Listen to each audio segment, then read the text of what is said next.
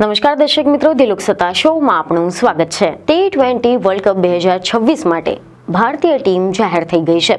નામો સામે આવ્યા, ચર્ચા થઈ, અભિનંદન પણ મળ્યા, પરંતુ એક નામ જે ન આવ્યું એ સૌથી વધારે બોલાયું, શુભમન ગિલ। આજે આપણે કોઈ એક ખેલાડીની નિષ્ફળતા કે પછી સફળતાની વાત નથી કરતા। આજે વાત છે રણનીતિની, આજે વાત છે ફોર્મ્યુલાની અને આજે વાત છે એ સંદેશની કે જે ભારતીય ટીમ મેનેજમેન્ટે સમગ્ર ક્રિકેટ જગતને આપ્યો છે। T20 વર્લ્ડ કપ 2026 માટે ભારતીય ટીમ જાહેર થઈ ગઈ છે, પરંતુ એ ટીમમાં એક નામ ગાયબ જોવા મળ્યું, શુભમન ગિલનું। જ્યારે આ ટીમમાં ઈશાન કિશન અને રિંકુ સિંહને પણ જગ્યા આપવામાં આવી છે। આની સાથે ઉપકપ્તાન અક્ષર પટેલને બનાવવામાં આવ્યા છે, જેથી આજે આખા દેશના ક્રિકેટ પ્રેમીઓ એક જ સવાલ પૂછી રહ્યા છે કે શુભમન ગિલ કેમ નથી, કેમ તે T20 વર્લ્ડ કપની ટીમની બહાર છે, અને એ પણ માત્ર ટીમની નહીં પરંતુ ઉપકપ્તાનના પદ પરથી પણ। તો સવાલ એ છે કે શું આ ફોર્મનો મુદ્દો છે, શું આ કોઈ કોમ્બિનેશનનું બલિદાન છે, અથવા તો આ કોઈ એક મોટો સંકેત છે કે T20 ક્રિકેટમાં ગિલના ભવિષ્ય વિશે ભારતમાં કઈ પ્રકારની T20 ટીમ બનાવવા માંગે છે। તો ચાલો એક એક કરીને આ બધા જ મુદ્દાને સમજીએ। તો સૌપ્રથમ સમજીએ કે આ ટીમ માત્ર એક વર્લ્ડ કપ માટે નથી, આ ટીમ એક ટેમ્પલેટ છે। આ ટીમ બતાવે છે કે આગામી 2 વર્ષમાં ભારત કયા પ્રકારની T20 ક્રિકેટ રમવા માંગે છે। ઝડપી સ્કોરિંગ, ઘણા વિકલ્પો અને દરેક સ્થાન પર બેકઅપ। આ દ્રષ્ટિકોણથી જોવામાં આવે તો શુભમન ગિલનું નામ બહાર રાખવામાં આવે તો આશ્ચર્ય નહીં થાય, એક સંકેત બને છે। BCCIએ સોશિયલ મીડિયા પ્લેટફોર્મ X પર ટીમમાં સામેલ ખેલાડીઓની યાદી શેર કરી હતી। આ ટીમમાં કેપ્ટન સૂર્યકુમાર યાદવ છે, અક્ષર પટેલને ઉપકપ્તાન બનાવવામાં આવ્યા છે, Sanju Samson wicket keeper batsman તરીકે રમશે। ટીમ આ પ્રકારે છે કે જેમાં સૂર્યકુમાર યાદવ કેપ્ટન, અક્ષર પટેલ ઉપકપ્તાન, અભિષેક શર્મા, સંજુ સેમસંગ વિકેટ કીપર, તિલક વર્મા, હાર્દિક પંડ્યા, શિવમ દુબે, રિંકુ સિંહ, જસપ્રીત બુમરાહ, હર્ષિત રાણા, અર્શદીપ સિંહ અને વરુણ ચક્રવર્તી, વોશિંગ્ટન સુંદર અને Ishan Kishan wicket keeper. Team સંતુલિત લાગે છે, પાવર છે, ડેપ્થ છે અને સૌથી મહત્વનું લેફ્ટ રાઇટનું કોમ્બિનેશન। પરંતુ આ સંતુલન માટે કોઈને બહાર રહેવું જ પડે અને એ નામ છે શુભમન ગિલ। જો કે એવા અહેવાલ સામે આવ્યા છે કે ગિલને બહાર કરવાના નિર્ણય અંગે ચીફ સિલેક્ટર અગકરે સ્પષ્ટ શબ્દોમાં કહ્યું છે કે અમને ખ્યાલ છે કે શુભમન ગિલ એક ક્વોલિટી પ્લેયર છે, પરંતુ કદાચ હાલ તેમના રન થોડા ઓછા છે। ગત વર્લ્ડ કપમાં તેમનું ન રમવું એ પણ દુર્ભાગ્યપૂર્ણ વાત હતી, કારણ કે અમે એક અલગ કોમ્બિનેશન સાથે રમ્યા। ખરેખર તો કોઈ પણ બાબતની સરખામણીએ કોમ્બિનેશન વધુ મહત્વનું છે। જ્યારે તમે 15 લોકોની ટીમ પસંદ કરો છો તો દુર્ભાગ્યે કોઈને તો બહાર રહેવું જ પડે છે। દુર્ભાગ્યે આ વખતે એ ખેલાડી ગિલ છે।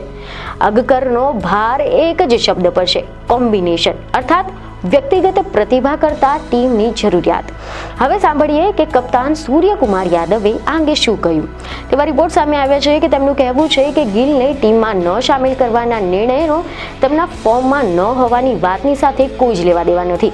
ખરેખર તો અમે ટોપ ઓર્ડરમાં કોઈ વિકેટ કીપરને સામેલ કરવા માંગતા હતા। અર્થ સ્પષ્ટ છે કે ટીમ મેનેજમેન્ટ ઈચ્છે છે કે ટોપ ઓર્ડરમાં બેટર સાથે વિકેટ કીપરનો વિકલ્પ પણ હોય, અને અહીંયા ગિલ પાછળ રહી જાય છે। તમને જણાવી દઈએ કે આ ટીમ જાન્યુઆરીમાં ન્યુઝીલેન્ડ વિરુદ્ધ રમનાર 5 મેચોની T20 સિરીઝમાં પણ રમવાની છે। અજીત અક્કરની આગેવાનીમાં BCCIનું સિલેક્શન ટીમોનું સૌથી આશ્ચર્યજનક નિર્ણય શુભમન ગિલ અંગેનો લાગી રહ્યો છે। તેમને ન માત્ર ઉપકપ્તાન પદેથી હટાવાયા, બલકે તેમને ટીમમાં જગ્યા સુધી ન મળી। ઈશાન કિશનના કારણે વિકેટ કીપર બેટર જીતેશ શર્માને પણ જગ્યા ન મળી। સંજુ સેમસંગને પ્રમુખ વિકેટ કીપર બેટરની માફક સામેલ કરવામાં આવ્યા છે। ઈશાન કિશને છેલ્લે T20 મેચ 2 વર્ષ પહેલા રમી હતી। સિલેક્શન ટીમે રિંકુ સિંહ અને સંજુ સેમસંગ બંનેની ટીમમાં સમાવેશ કર્યો છે। જો કે ટીમનું સિલેક્શન અંગે દિગ્ગજ ક્રિકેટરો પણ પોતપોતાની પ્રતિક્રિયાઓ આપી રહ્યા છે। જેમ કે ઇરફાન પઠાને ટીમ સિલેક્શન અંગે લખ્યું કે જીતેશ શર્મા વિચારી રહ્યા હશે કે તેમને શું ભૂલ કરી કે તેમને ટીમમાં સ્થાન ન મળ્યું। વર્લ્ડ કપ જીત માટે સૂર્યકુમાર યાદવ ફોર્મમાં રહેવું પડશે।